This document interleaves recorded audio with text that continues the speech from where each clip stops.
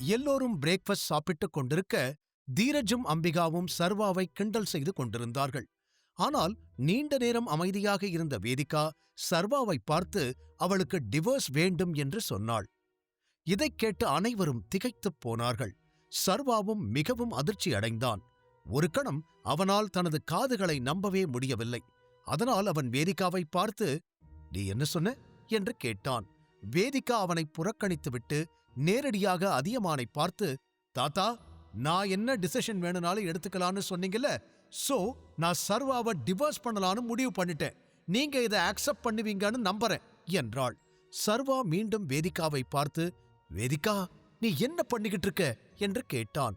வேதிகா கோபமாக அவனை நோக்கி திரும்பி எரிச்சலுடன், "உனக்கு காது கேட்காதா? நான் எனக்கு டிவோர்ஸ் வேணும்னு கேட்டேன்" என்றாள். அப்போதுதான் அதியமான் ஒரு ஆழ்ந்த மூச்சை எடுத்து, "கொஞ்சம் அமைதியா இருங்க" என்றார். அவர் சொன்னதைக் கேட்டு அனைவரும் அமைதியாகி விட்டனர். அவர் மேலும், "டிசிஷன் உன்னோடதுதான்னு சொன்ன, ஆனா நீ இப்ப தனியா இல்லையே. சர்வா, நீ வேதிகாவுக்கு டிவோர்ஸ் கொடுக்க சம்மதிக்கிறியா இல்லையா?" என்று கேட்டார். அதியமானின் வார்த்தைகளைக் கேட்டதும் வேதிகாவின் இதயத் துடிப்பு ஒரு கணம் நின்றது போல் தோன்றியது. அவர் மீண்டும் சர்வாவின் பக்கம் நிற்கிறார் என்று அவள் உணர்ந்தாள்.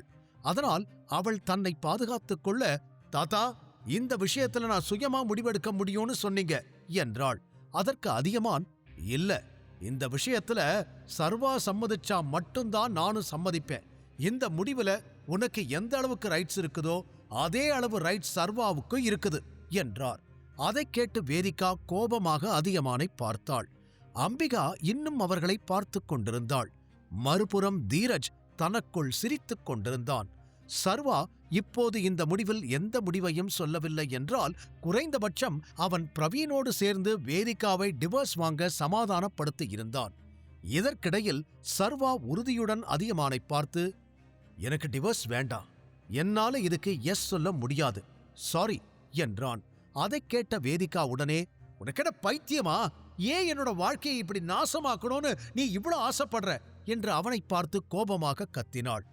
சர்வா ஒரு நிமிஷம் அவளை பார்த்து, "கோபத்துல எந்த ஒரு முடிவையும் எடுக்க முடியாது" என்றான். அதைக் கேட்டு வேதிகாவின் கோபம் இன்னும் அதிகமாகி அவள், "சர்வா, எனஃப் இஸ் எனஃப். இதுக்கு மேல என்னால முடியாது. நீ இப்பவே நம்ம டிவோர்ஸ்க்கு ஒத்துக்கோ. இன்னைக்கு இல்லைனாலும் என்னைக்காச்சும் ஒரு நாள் இதுதான் நடக்கப் போகுதுன்னு உனக்கும் நல்லாவே தெரியும். அப்புறம் ஏன் நீ இப்படி பண்ற?" என்று கேட்டாள். அதற்கு சர்வா ஆழ்ந்த மூச்சை எடுத்துக்கொண்டு எழுந்து நின்று, "இப்போ இத பத்தி பேசுறதுல எந்த பிரயோஜனமும் இல்ல. நான் நைட் வீட்டுக்கு வரேன், அப்புறம் இத பத்தி பொறுமையா பேசலாம்" என்றான். அதைக் கேட்டு வேதிகாவும் அவள் இடத்திலிருந்து எழுந்து, "நோ, நீ இதுக்கு ஒரு முடிவை சொல்லிட்டு வெளியே போ. இப்பவே நீ டிவோர்ஸ்க்கு எஸ் சொல்லிட்டு போ" என்றாள். அதற்கு சர்வா பொறுமையாக, "நான் முன்னாடியே சொல்லிட்டேன், இது எல்லாம் நீ கோபத்துல பேசுற. நீ கொஞ்சம் காம் ஆகு, அதுக்கப்புறம் எதா இருந்தாலும் பேசிக்கலாம்" என்றான்.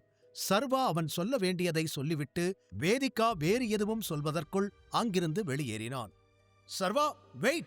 சர்வா, எனக்கு ஒரு பதில் சொல்லிட்டு வெளியே போ" என்று வேதிகா அவன் பின்னாலேயே போனாள். ஆனால் சர்வா அவளை புறக்கணித்துவிட்டு வீட்டை விட்டு வெளியேறினான்.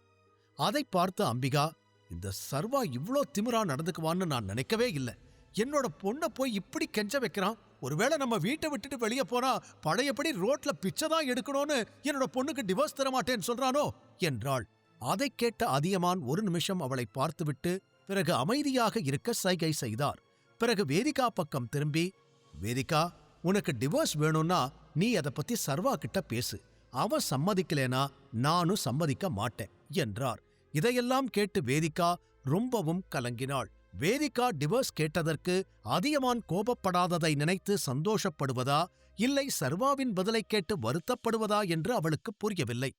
கார் ஓட்டும்போது சர்வாவின் இதயமே படபடவென்று துடித்துக் கொண்டிருந்தது. எப்படி, ஏன் என்று அவனுக்கே தெரியவில்லை. ஆனால் உள்ளுக்குள் வேதிகாவை டிவோர்ஸ் பண்ண அவன் விரும்பவில்லை. காலப்போக்கில் அவர்களுக்குள் விஷயங்கள் நல்லபடியாக முடியும் என்று அவன் நினைத்திருந்தான். மேலும் தனது அடையாளத்தை மறைக்க அவனுக்கு இந்த திருமணம் தேவைப்பட்டது. ஒருவேளை வேதிகா கேட்டபோதே டிவோர்ஸுக்கு சம்மதித்திருக்க வேண்டும் என்றும் அவன் ஒரு கணம் நினைத்தான். இந்த எண்ணங்கள் அனைத்திற்கும் இடையில் அவனது போன் திடீரென்று ரிங் ஆனது. சர்வா போனை பார்த்தபோது அவனுக்கு பாரதியிடமிருந்து கால் வந்து கொண்டிருந்தது. சர்வா போனை எடுத்ததும், "ஹலோ சர்வா, எங்க இருக்க என்று பாரதி குரல் கேட்டது. அதற்கு சர்வா, அம்மா, நான் இப்போ டிரைவிங்ல இருக்கேன், என்னன்னு சொல்லுங்க என்றான். அதை கேட்ட பாரதி உடனே, நம்ம டி-ஷர்ட் ஆர்டர் கொடுத்த இடத்துல ஏதோ ப்ராப்ளம்னு நினைக்கிறேன். அப்புறம் நமக்கு ஸ்டோர் போட பிளேஸ் கொடுத்த ஆளு இப்ப வரைக்கும் போனே எடுக்கல. இப்பதான் இந்து அவர் கூட பேச போயிருக்கா. எனக்கு என்ன பண்றதுனே தெரியல என்றாள்.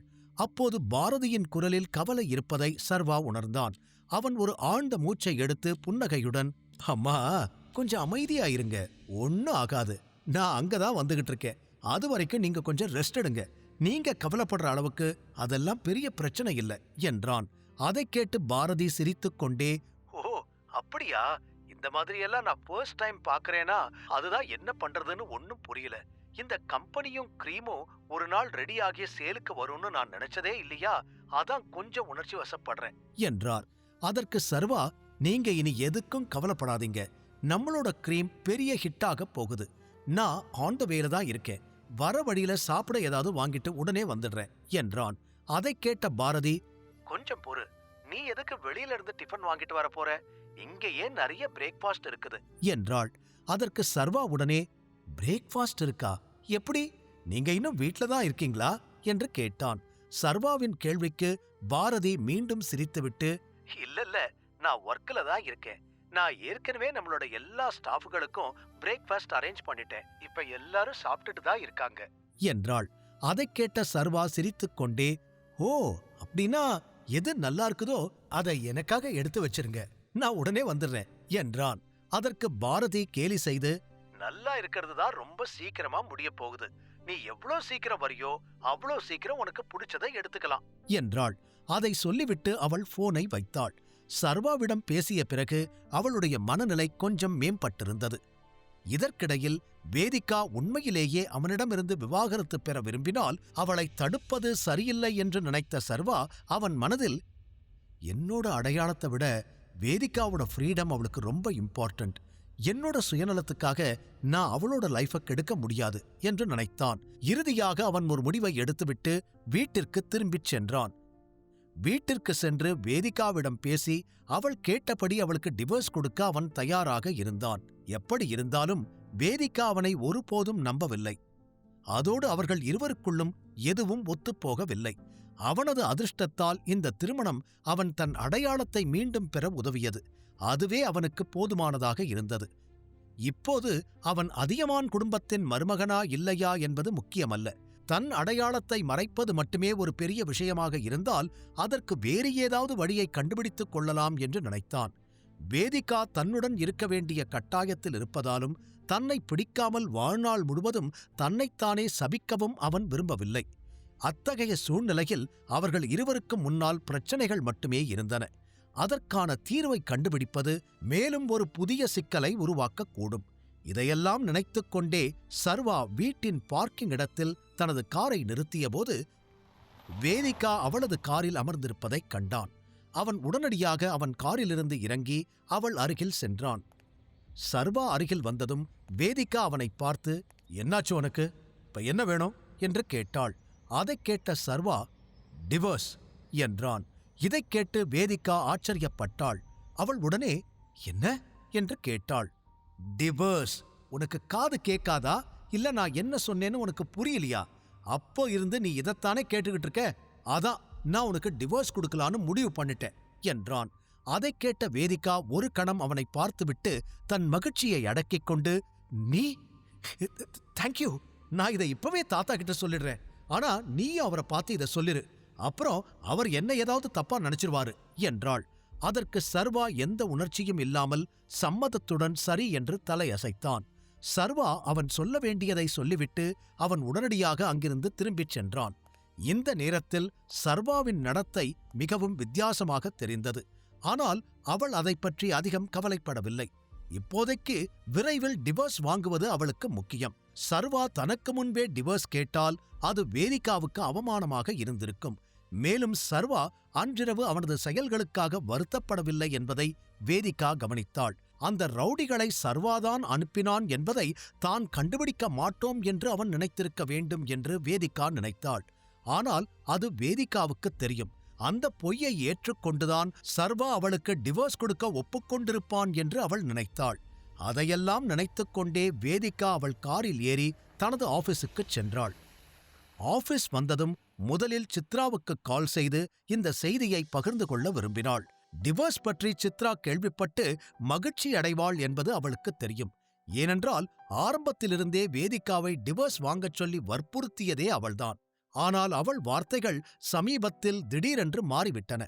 இருப்பினும் சித்ரா அன்று அவளிடம் நகைச்சுவையாக சொல்கிறாள் அல்லது அவளுடைய வார்த்தைகளுக்கு வேறு அர்த்தம் இருந்திருக்கும் என்று வேதிகா நினைத்தாள். அது எதுவா இருந்தாலும் நான் அவகிட்ட இத பத்தி சொல்ல போறேன் என்று நினைத்துக்கொண்டு வேதிகா சித்ராவுக்கு கால் பண்ணினாள். ஆனால் சித்ரா அவளின் போனை எடுக்கவில்லை. இதை பார்த்த வேதிகா ஒருவேளை அவள் அவசரப்பட்டு முடிவெடுத்திருக்கலாமோ என்று ஒரு கணம் உணர்ந்தாள். சித்ரா போன் எடுக்காததால் வேதிகா சற்று சங்கடமாக உணர ஆரம்பித்தாள்.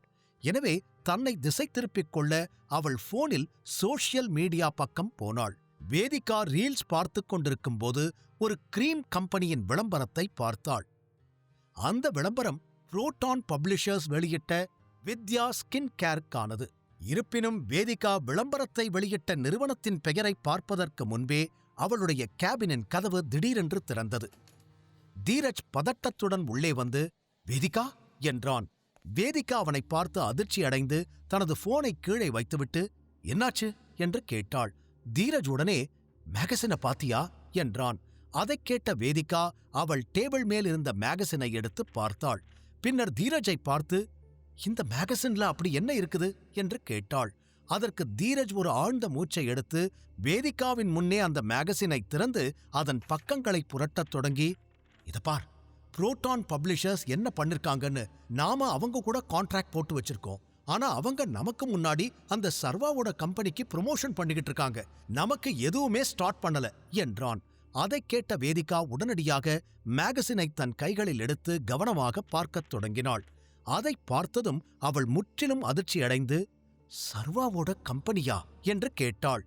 தீரஜ் விரக்தியுடன் அவள் முன்னிருந்த சேரில் அமர்ந்து, ஆமா, அவனோட கம்பெனியேதான். அப்போ அவனுக்கு ஒரு கம்பெனி இருக்கிறதே உனக்கு தெரியாதா என்று கேட்டான். அதைக் கேட்ட வேதிகா ஆச்சரியத்துடன் தலையை ஆட்டி, அவன் எப்படி ஒரு கம்பெனியை ஆரம்பிச்சான் என்று கேட்டாள். அதற்கு தீரஜ் எரிச்சலுடன், அதனே அவங்கிட்ட தான் போய் கேட்கணும் என்றான். வேதிகாவும் அவனது வார்த்தைகளைக் கேட்டு கோபமடைந்து, நான் அவங்கிட்ட போய் கேட்கணுமா? இன்னைக்கு காலையில தான் நான் அவங்கிட்ட டிவோர்ஸ் கேட்டேன்னு உனக்கு ஞாபகம் இல்லையா என்றாள். அதற்கு தீரஜ், ஆனா அவன்தான் டிவோர்ஸ்க்கு நோ சொல்லிட்டான் இல்ல என்றான். பிறகு அவன் ஒரு ஆழ்ந்த மூச்சை இழுத்துவிட்டு, இங்க பாரு, அவன் என்ன பண்றான், இதெல்லாம் எப்படி பண்றான்னு எனக்கு தெரியல.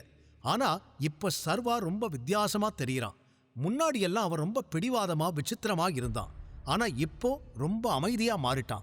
நீ என்ன சொன்னாலும் அதுக்கு எந்த ஒரு ஹெசிடேஷனும் இல்லாம சரின்னு ஒத்துக்கிறான். உனக்கு வேணும்னா நான் உனக்கு இதுல ஹெல்ப் பண்றேன்.